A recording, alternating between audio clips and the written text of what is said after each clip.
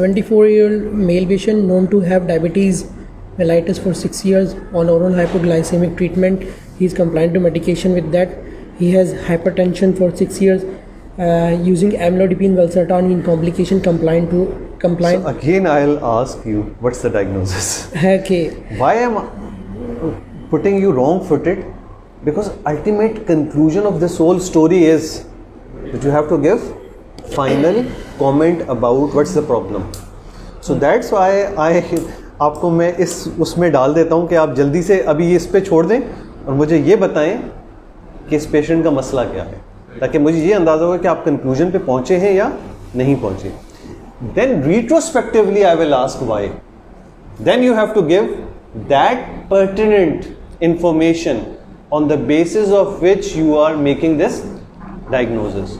Just tell me the diagnosis. And sir, anstomy, non-ST elevation MI. Why you are saying that he has non-ST elevation MI? Sir, because the patient had chest pain, which was typical, and his cardiac enzyme was leaked, 7.4. That's why I'm saying this patient. There is no. Told me about ECG. Very good. Sir, ECG. So when you are labeling someone non-ST elevation MI, you have to give this ECG isn't showing ST elevation. Yes, sir. What is it showing? You can tell either it's normal or it's maybe showing ST depression. So when you give me these three features, patient had a typical chest pain, his ECG is not showing ST elevation, and his cardiac markers are positive. That's why I'm saying this is a non-ST elevation MI.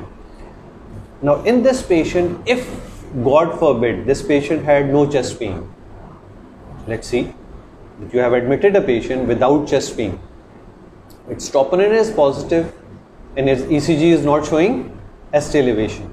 So what will be you say that in that situation? You come across a lot of patients who haven't have a clear-cut symptoms. So I would look for the other causes for cardiac necrosis, like type 2 ACS. I will look for the anemia, cardiomyopathy. No, I would first you straight away jump into an arena where you are considering this is not non-ST elevation MI, not ACS. I would consider it equivalent symptom. I just said that no chest pain. I haven't said not SOB, isn't it? There's no chest pain. So what you will look for then? Some people say that they have congestion. They're not saying chest pain. So I will look for equivalent symptom. मरीज से आपने कहा सीने में दर्द वगैरह नहीं, तो फिर क्या हो रहा है? Now you're looking for something which is relevance or equivalence to chest pain, which is गर्दन में खिंचाव हो रहा है. This is not chest pain. There's something happening in the neck, but this is equivalent. He's saying sudden SOB. This is again equivalent to chest pain. So these kind of symptom, if you found nothing of that kind, then you have a query about non-ST elevation MI.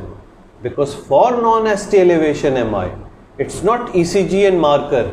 You have to have symptoms. Otherwise, in some situation like post-PCI or post-CABG patient, you can label someone non-ST elevation MI even without chest pain as well. But this is a different category. We are considering non-ST elevation MI in a patient who's coming for the first time. So if it's without chest pain, then you have a query. But in sometime diabetics, very old age patients, you can have no chest pain and even no equivalent as well. So then it comes your wisdom to correlate things together. Is it a non-ST elevation MI or not?